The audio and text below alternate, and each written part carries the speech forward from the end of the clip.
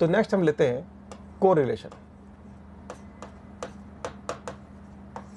सहसंबंध।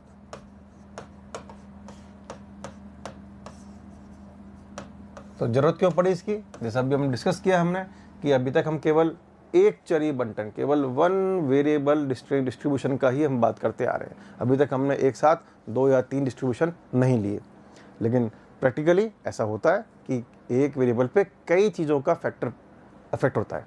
तो बेसिकली उसी के लिए हमारे पास नया टॉपिक आया, कोरिलेशन, सहसंबंध। ये 2 या ज़्यादा वेरिएबल्स का म्यूचुअल रिलेशन की स्टडी करता है। तो it studies the mutual relation between two और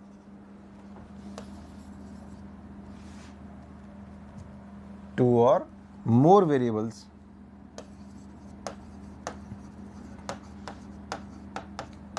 साइमल्टेनियसली, एक साथ।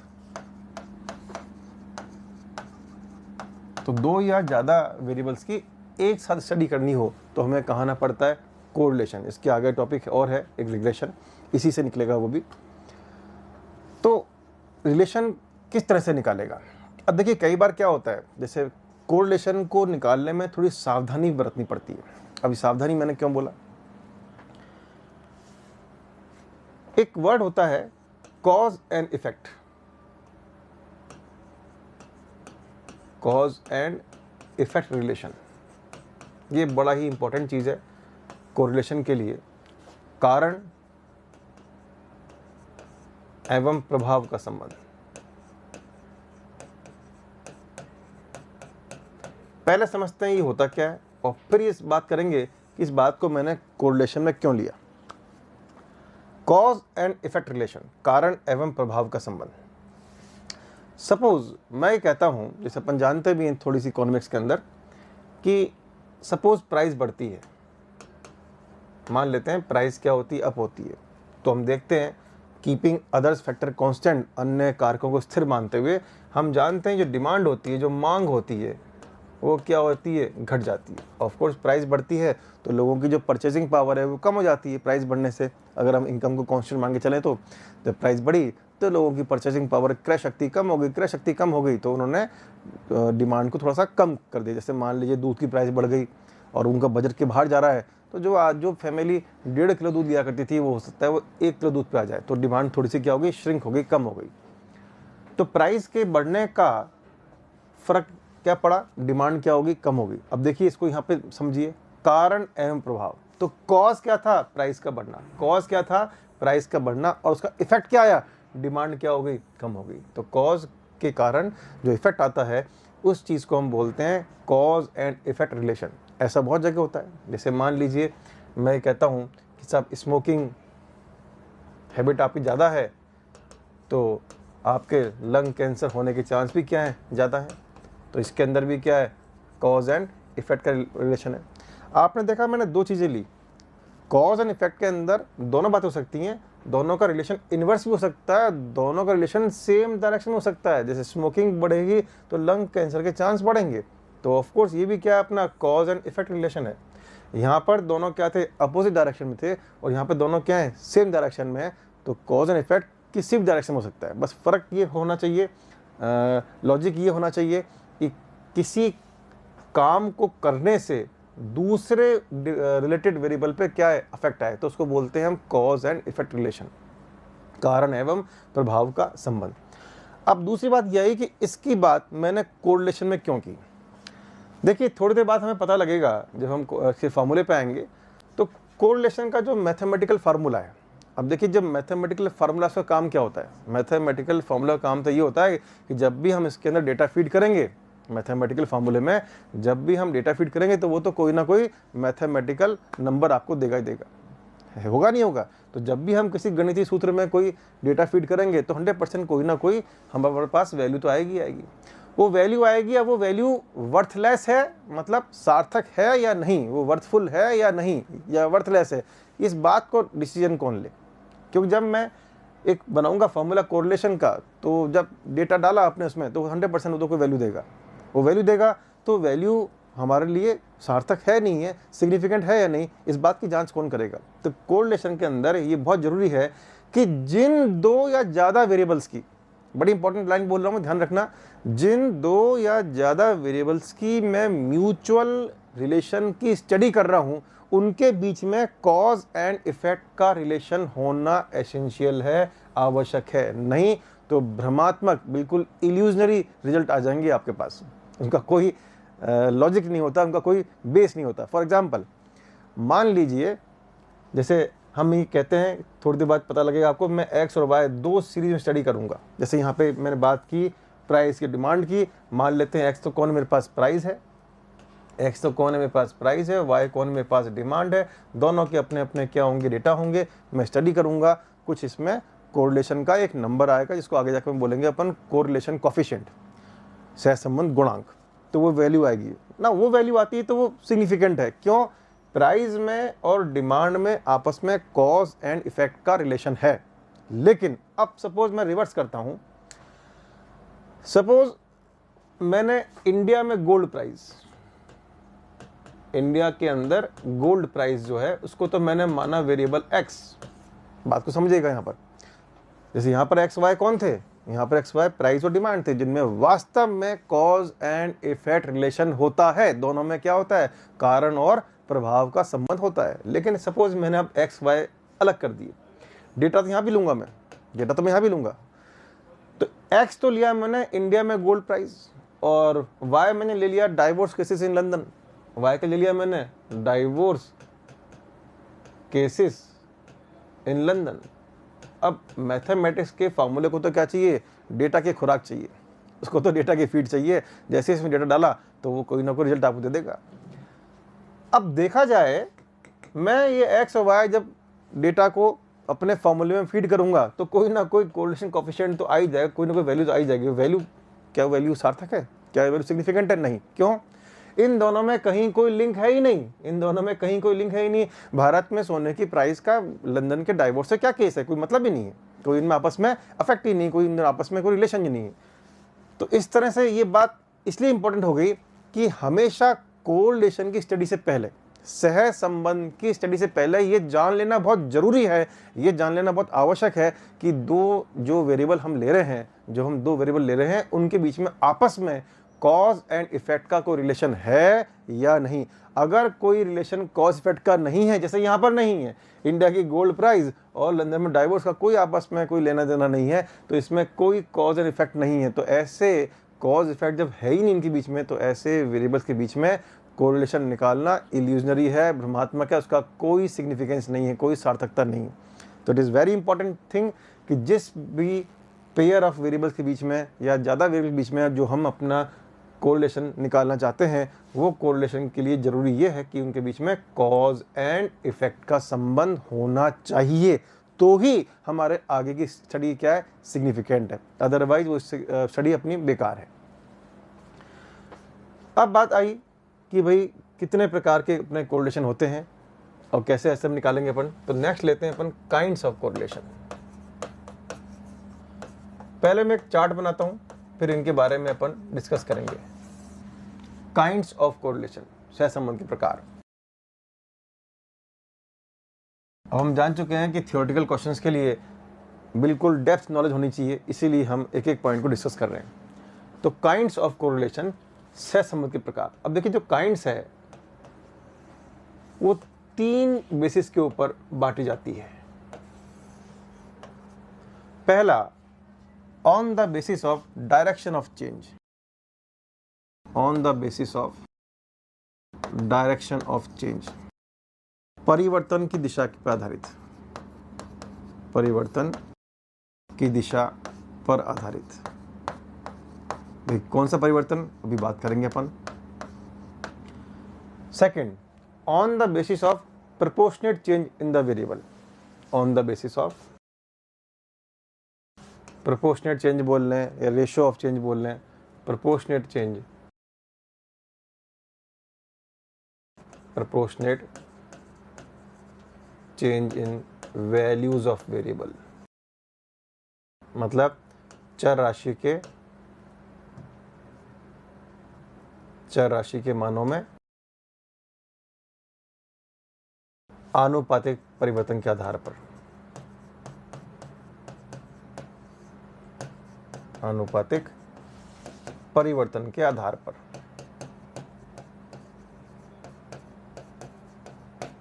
एंड तीसरा और आखिरी, on the basis of number of variables, on the basis of number of variables, चर राशियों की संख्या के आधार पर, चर राशियों की संख्या, 1 2 हैं, 3 हैं, ज़्यादा हैं, चर राशियों की संख्या के आधार पर। तो सहसंबंध के प्रकार, काइंड्स ऑफ कोरिलेशन, हम 3 बेसिस पे बांटते हैं। पहला, जो 2 वेरिएबल हैं, जो 2 वेरिएबल हैं उनके अंदर जो चेंज हो रहा है, जो परिवर्तन हो रहा है, वो कैसे हो रहा है, दोनों की दिशा किस तरह से है, तो on the basis of direction of change. दूसरा, on the basis of proportionate change in values of variable, जो आपके वेरिएबल्स की वैल्यू हैं उनमें जो रेशियो चेंज हो रहा है, जो उनके रेशियो में परिवर्तन हो रहा है, वो किस आधार पे हो रहा है, इस बात पे बात करेंगे। और तीसरा, ऑफ कोर्स सिंपल सी बात है, नंबर ऑफ वेरिएबल्स। अब एक एक करके इनको समझते हैं। पहला, on the basis of direction of change. First हमने बात की on the basis of direction of change, direction of change, परिवर्तन की दिशा। भाई किसका परिवर्तन, आइए समझते हैं। परिवर्तन की दिशा, सपोज मेरे पास 2 वेरिएबल है, x और y। जब x 2 था तो मान लेते हैं y 10 था, जब x 3 हुआ तो y 9 हो गया, जब ये 5 हुआ तो ये 6 हो गया, जब ये 8 हुआ तो ये 2 रह गया, जब ये 10 हुआ तो ये 1 हो गया। आपको इन वैल्यू से एक बात साफ पता लग रही है कि जैसे जैसे x बढ़ रहा है, जैसे जैसे हमारा x क्या हो रहा है, बढ़ रहा है, हमारा y लगातार क्या हो रहा है, घट रहा है। One more example is there, x and y, simple, very simple.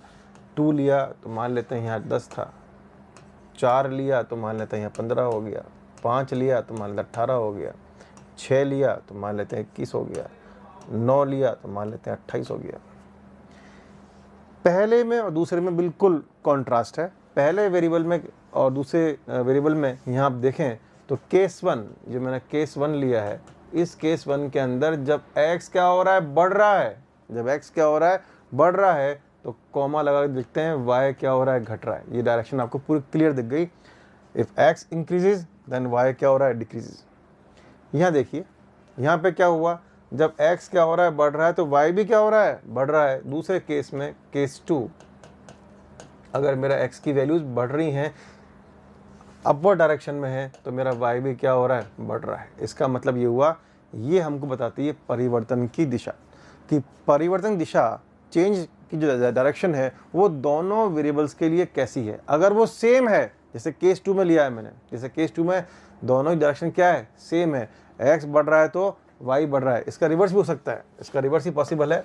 मैं ऑल लिख के लिखता हूँ, अगर x बढ़े तो y बढ़े, या हम ये कहें कि x क्या हो, घटे, तो y भी क्या हो, घटे। जब दोनों की डायरेक्शन सेम हो तो ऐसे कोरिलेशन को बोलते हैं पॉजिटिव कोरिलेशन। क्या बोलते हैं इसको हम, धनात्मक सहसंबंध। कब, जब दोनों वेरिएबल्स की डायरेक्शन ऑफ चेंज सेम हो, दोनों में परिवर्तन समान दिशा में हो रहा हो। जैसे x बढ़े तो y बढ़े, दिशा समान है, x घटे तो y भी घटे, दिशा समान है। तो जब भी हमारे x और y की चेंज की डायरेक्शन सेम होगी तो उस केस को हम बोलते हैं पॉजिटिव कोरिलेशन। और दूसरा केस में यहाँ पे आप देख रहे हैं x बढ़ रहा है तो y क्या हो रहा है, घट रहा है। इसका रिवर्स लिख सकता हूँ मैं कि x क्या हो, घटे, तो y क्या हो जाए, बढ़ जाए। तो यहाँ पे दोनों केसेस में क्या हो रहा है, यहाँ पर दोनों बात जो लिखी है वो सेम है, दोनों में डायरेक्शन क्या है, अपोजिट है। x बढ़ रहा है तो y घट रहा है, या y बढ़ रहा है तो x घट रहा है। इसका मतलब ये हुआ, इस केस को बोलेंगे हम नेगेटिव कोरिलेशन। जब डायरेक्शन क्या होती है, अपोजिट होती है, तो उसको हम बोलते हैं ऋणात्मक सहसंबंध। तो डायरेक्शन ऑफ चेंज के बेस पर हमारे पास 2 नाम हो गए। एक तो क्या हो गया, पॉजिटिव कोरिलेशन, एक तो हमारे पास हो गया पॉजिटिव कोरिलेशन, इसको हम बोलते हैं धनात्मक सहसंबंध।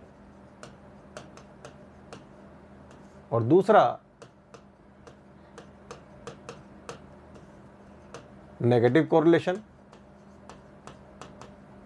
जिसको हम बोलते हैं ऋणात्मक सहसंबंध।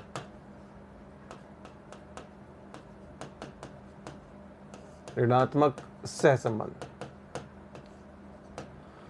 याद करने के लिए पॉजिटिव कोरिलेशन है, बहुत सिंपल सा, इसी बात को लिख रहा हूं मैं। पॉजिटिव कोरिलेशन में x बढ़े तो y भी बढ़े, या x घटे तो y भी घटे, सेम डायरेक्शन मिल जाए आपको दोनों के चेंज की। अगर आपको सेम डायरेक्शन मिल जाती है तो उस केस को हम बोलते हैं पॉजिटिव कोरिलेशन। और नेगेटिव में बिल्कुल सिंपल, जैसे यहाँ लिखा था मैंने, अगर x के बढ़ने पर y घट जाए या आपके x के घटने पर y क्या हो जाए, बढ़ जाए, ऐसे केसेस को हम बोलते हैं नेगेटिव कोरिलेशन। तो डायरेक्शन में चेंज, किसके डायरेक्शन में चेंज? वेरिएबल की वैल्यूज़ के जो डायरेक्शन है चेंज होने की, उसके बेस पर हम बोलते हैं पॉजिटिव और नेगेटिव कोरिलेशन। सेकंड जो मैंने बात की थी वो थी on the basis of proportionate change. ये समझना जरूरी है, on the basis of proportion of change.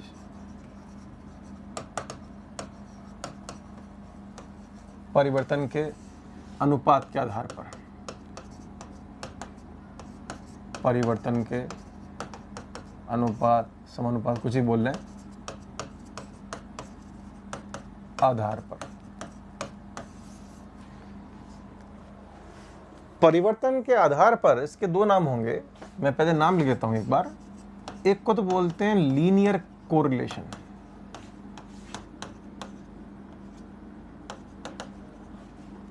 रेखीय सहसंबंध।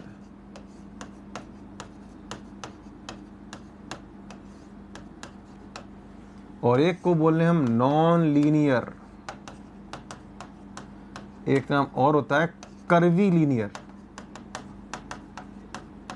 Of course correlation. हिंदी में इसको बोलेंगे अरेखीय, जो रेखीय ना हो। नाम ही बता रहा है, लीनियर मतलब रेखीय और नॉन लीनियर मतलब अरेखीय।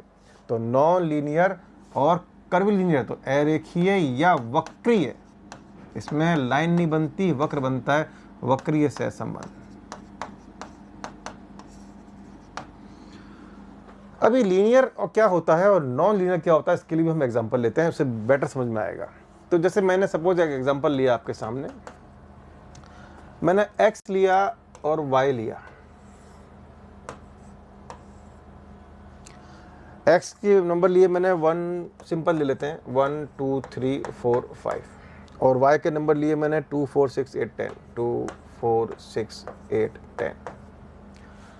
अब देखिए, कुछ ऑथर्स तो उसको बोलते हैं कि भाई सिंपल आप रेशो निकाल लीजिए y अपॉन x का, अगर वो सेम आ रहा है थ्रू आउट द सीरीज, पूरी सीरीज में स्थायी रूप से, पूरी की पूरी श्रेणी में परमानेंट रूप से, स्थायी रूप से अगर जो अनुपात है x और y का, यानी y अपॉन x, वो सेम रहे, बिल्कुल कांस्टेंट रहे, स्थिर रहे, तो हम इसको क्या बोलते हैं? हम उसको बोलते हैं लीनियर कोरिलेशन। ऐसा क्यों बोलते हैं?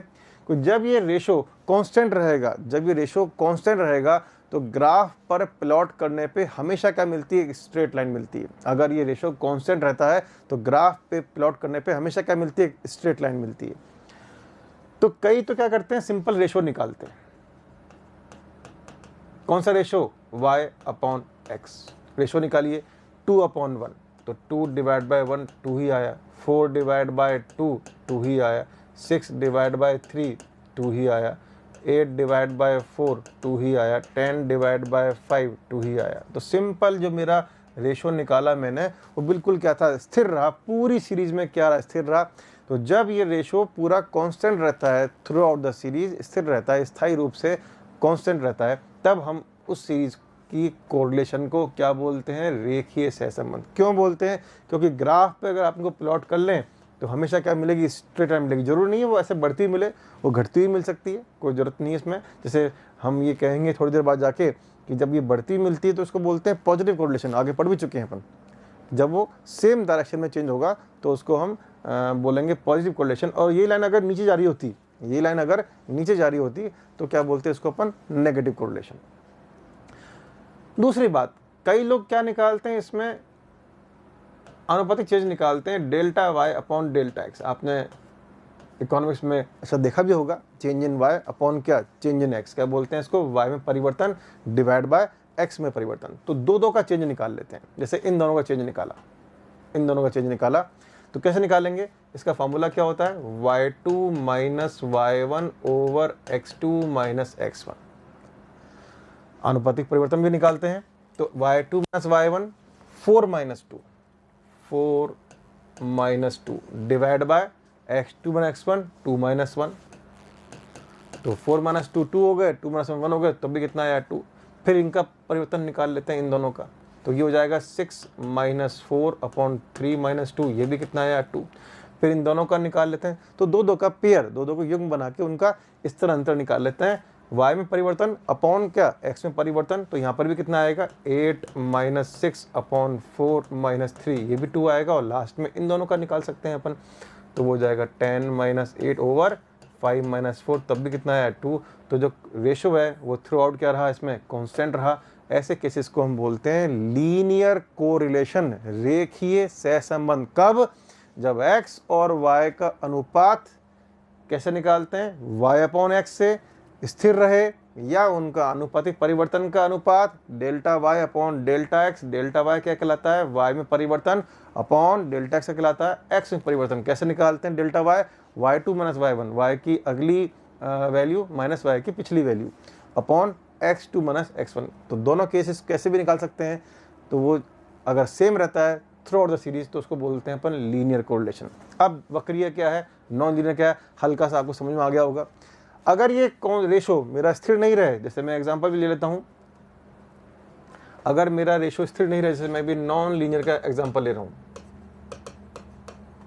नॉन लीनियर को अपन कर्वी लीनियर भी बोलते हैं। क्यों बोलते हैं भी आप पता लग जाएगा आपको।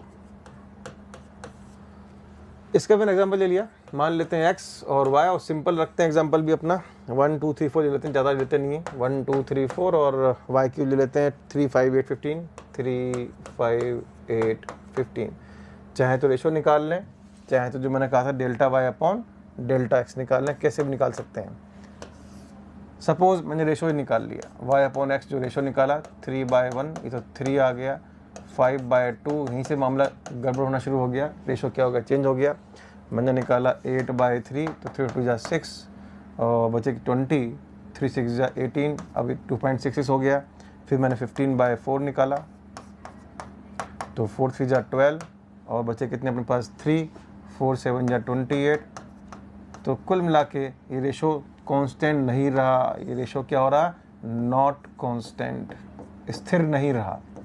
स्थिर नहीं रहा तो आप देखेंगे कि जब इसको मैं बनाऊंगा तो स्ट्रेट लाइन नहीं बनेगी। अब कुछ ही बन सकता है, हो सकता है ये इस तरह से बन जाए, हो सकता है ये इस तरह से बन जाए, हो सकता है इस तरह से बन जाए, कुछ ही बन सकता है, लेकिन क्या नहीं बना, स्ट्रेट लाइन। क्या नहीं बना, एक सरल रेखा मुझे प्राप्त नहीं हुई।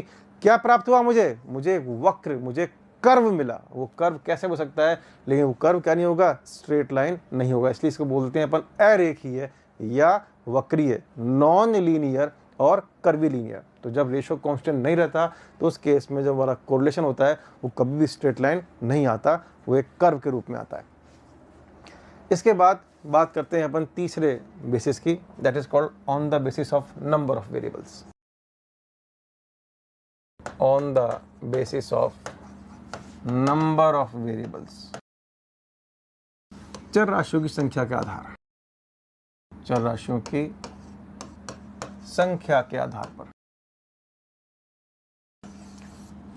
इसके अंदर 3 केस होते हैं। पहला सिंपल कोरिलेशन, और कुछ बुक्स को सिंगल कोरिलेशन भी बोलती हैं,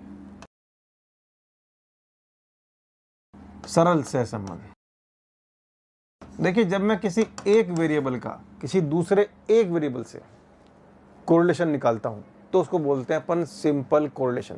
जब किसी एक चर राशि का किसी दूसरी एक चर राशि से अपन सहसंबंध निकालते हैं तो उसको बोलते हैं सिंपल कोरिलेशन। जैसे मैंने कहा x का संबंध किससे निकाल लीजिए, y से निकाल लीजिए। ऑफ कोर्स इसमें से कोई एक क्या होता है, इंडिपेंडेंट स्वतंत्र, और दूसरा क्या होता है अपना डिपेंडेंट आश्रित चर होता है। जैसे मान लीजिए, सपोज ऐसे कुछ मान लेता हूं कि x तो कौन है मेरा, इंडिपेंडेंट वेरिएबल है,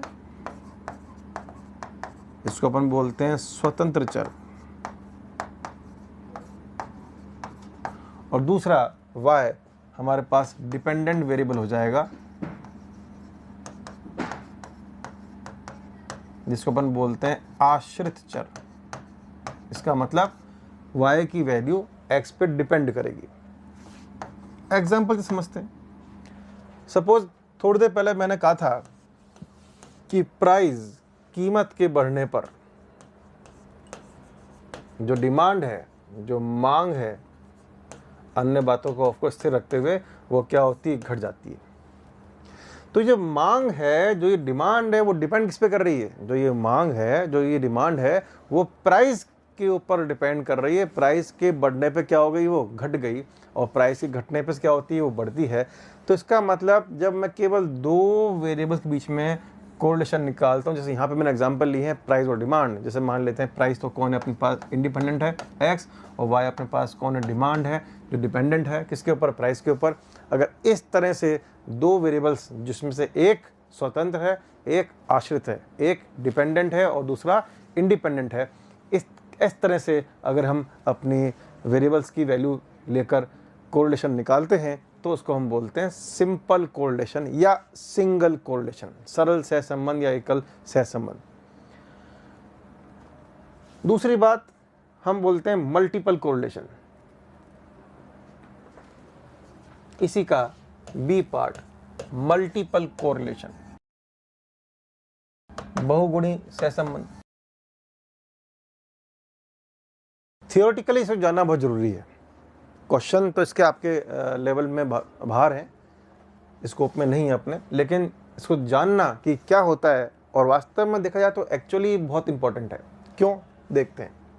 नाम ही आ रहा है मल्टीपल कोरिलेशन, मतलब एक साथ दो से ज़्यादा वेरिएबल, 3 या 4 5, तो एक साथ दो से ज़्यादा वेरिएबल का हम सहसंबंध निकालना चाहते हैं तो उसको हम किस तरह आधार पर निकालेंगे, हम उसको मल्टीपल कोरिलेशन के आधार पर निकालेंगे। समझते हैं कैसे। देखिए, ऐसा बहुत कम होता है, ऐसा प्रैक्टिकल जीवन में, मानव जीवन के व्यवहार में बहुत कम ऐसा होता है कि किसी एक वेरिएबल का इफेक्ट ही किसी दूसरे एक पे पड़ रहा हो। जैसे मैंने कहा production of wheat, very important example, इससे आपके सारे कॉन्सेप्ट क्लियर हो जाएंगे। मैंने कहा प्रोडक्शन ऑफ व्हीट, गेहूं का उत्पादन। अब क्या गेहूं का उत्पादन मान लेते हैं वेरिएबल अपना क्या है, एक डिपेंडेंट वेरिएबल है, वो किस किस पर डिपेंड कर सकता है। अब होता यह है कि प्रोडक्शन ऑफ व्हीट सपोज मैं निकालना चाहूं केवल रेनफॉल के आधार पर, रेनफॉल मतलब वर्षा के आधार पर। इस बात को समझना बहुत जरूरी है आपके लिए। जैसे मैं प्रोडक्शन ऑफ व्हीट का सहसंबंध निकालना चाहता हूं, रेनफॉल, वर्षा। यहाँ प्रोडक्शन व्हीट क्या करेगा, डिपेंड करेगा किसके ऊपर, वर्षा के ऊपर। ऑफ कोर्स यहाँ प्रोडक्शन ऑफ व्हीट जो है, गेहूं का उत्पादन है, वो हमारे रेनफॉल पर डिपेंड कर रहा है। तो रेनफॉल तो क्या हो जाएगा अपने लिए, x हो जाएगा, और ये क्या हो जाएगा अपने लिए, y हो जाएगा। अगर मैं यहीं तक सीमित रहूं, अगर मैं यहीं तक अपने आप को लिमिटेड रखूं, इसका मतलब क्या पढ़ रहा हूं मैं, सिंपल कोरिलेशन पढ़ रहा हूं। अगर मैं इस x का रिलेशन इस y से निकाल रहा हूं, दैट मीन्स मैंने अपने आप को कन्फाइन कर रखा है, मैंने अपने आप को सीमित कर रखा है, और मैं केवल क्या निकाल रहा हूं, मैं एक सिंपल कोरिलेशन निकाल रहा हूं। लेकिन एक्चुअली क्या वास्तव में केवल रेनफॉल ही डिपेंड करता है, केवल रेनफॉल का ही इफेक्ट पड़ता है प्रोडक्शन ऑफ व्हीट पर? नहीं, बहुत सारे फैक्टर्स साथ में चलते हैं, और उन सब फैक्टर्स का मिला जुला, उन सब फैक्टर्स का कंबाइंड इफेक्ट कहाँ होता है, प्रोडक्शन ऑफ व्हीट के ऊपर होता है। तो we have too many independent variables. जैसे रेनफॉल ही नहीं, मैं ये कहता हूँ कि भाई आपका रिलेशन तो किस पे होता है, सॉइल क्वालिटी, जो आपकी मिट्टी है उसकी क्वालिटी कैसी है, सॉइल क्वालिटी, मृदा की क्षमता। देन हो सकता है आपका सीड क्वालिटी, बीज कैसा डाला है आपने, ऑफ कोर्स इस पर भी डिपेंड करेगा कि बीज कैसा है आपका, उस हिसाब से आपका प्रोडक्शन होगा। आपका हो सकता है फर्टिलाइज़र, जो खाद डालते हैं आप, जो निकाई गुड़ाई करते हैं, मैन्योरिंग करते हैं आप, मैन्योर मतलब निकाई गुड़ाई, ये खाद हो गया, ये बीज हो गया, ये निकाई गुड़ाई हो गई। तो आपने देखा, मैंने अभी तो बहुत ज़्यादा नहीं लिए, और भी कई फैक्टर होते हैं जो उसको अफेक्ट करते हैं प्रोडक्शन ऑफ वीट को। हाल फिलहाल मैंने थोड़े से कम लिए हैं। तो आपने देखा कि जो आपका वाई था वो ना केवल एक्स, इसको आप तो नाम देते हैं, x1 पर भी डिपेंड कर रहा है, x2 पर भी डिपेंड कर रहा है, x3 पर भी डिपेंड कर रहा है, x4 पर भी डिपेंड कर रहा है, x5 पर भी डिपेंड कर रहा है, और हो सकता है और भी हो। तो प्रैक्टिकली व्यवहार में आपने देखा ऐसा बहुत कम होता है कि एक वेरिएबल का किसी दूसरे एक वेरिएबल पे ही अफेक्ट हो। ऐसा बहुत रेयर होता है कि एक वेरिएबल का संबंध केवल एक पे ही निकल सकता हो। हमने देखा यहाँ पर एक अकेला वेरिएबल गेहूं का उत्पादन कितने सारे दूसरे वेरिएबल पे डिपेंड कर रहा है। तो जब मैं एक साथ प्रोडक्शन ऑफ वीट का relation, rainfall, soil quality, seed quality, fertiliser, manuring, इन सब के ऊपर निकाल रहा हूं, तो उसको बोलते हैं अपन मल्टीपल कोरिलेशन। और व्यवहार में ये बड़ा इंपॉर्टेंट है, क्योंकि वास्तव में ऐसा होता है कि एक वेरिएबल किसी दूसरे एक पर नहीं, बहुत सारे वेरिएबल पे डिपेंड करता है। इनमें आपस में काफ़ी क्या होता है, म्यूचुअल रिलेशन होता है, सबका इफेक्ट, कंबाइंड इफेक्ट एक नाम आता है, इन सबका सामूहिक रूप से इसके ऊपर असर होता है। तो उसके लिए हम क्या यूज़ करते हैं, मल्टीपल कोरिलेशन, बहुगुणी सहसंबंध। आप देखेंगे जब मैं सिंपल कोरिलेशन की बात करूंगा तो स्मॉल आर यूज़ करते हैं। जब मैं सिंपल कोरिलेशन की बात करता हूं तो स्मॉल आर यूज़ करते हैं। और जब मैं यहाँ पे बात करूंगा मल्टीपल कोरिलेशन की, क्योंकि इसके अपन क्वेश्चंस नहीं करेंगे, तो कम से कम मुझे ये पता होना चाहिए आप लोगों को कि शो कैसे करते हैं। मैंने कहा था कोरिलेशन को अपन मेजर करेंगे एक कोफिशिएंट के बेस पे, that is called correlation coefficient. Simple correlation चलेगा स्मॉल आर से, और जो मल्टीपल कोरिलेशन वो चलता है अपने किससे, कैपिटल आर से। जैसे मान लीजिए प्रोडक्शन ऑफ वीट को मैं नाम दे रहा हूं, सपोज 1 नाम दे देते हैं इसको, या फिर y चल दे सकते हैं, तो हम लिख देते हैं y डॉट। अब y का संबंध कहाँ से निकाल रहे हैं, y के बाद डॉट लगाते हैं, फिर x1 से, x2 से, x3 से, x4 से एंड सो ऑन।